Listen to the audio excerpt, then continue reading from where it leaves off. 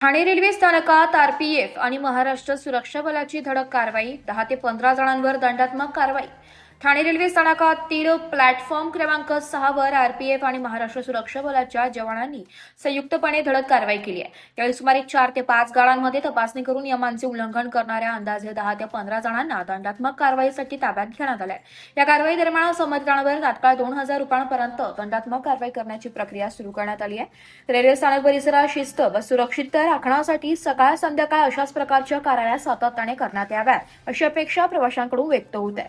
या कारवाईत आरपीएफचे प्रधान आरक्षक हरिमोहन मीना, प्रधान आरक्षक किसन नवले, प्रधान आरक्षक पप्पू यादव, आरक्षक संदीप कुमार तसेच महाराष्ट्र सुरक्षा बलाचे निखिल भांगरे, मनोज भिल, जय जिने, सुनील बुरकुल, समाधान पाटील आणि अक्षय यांनी सहभाग घेतलाय.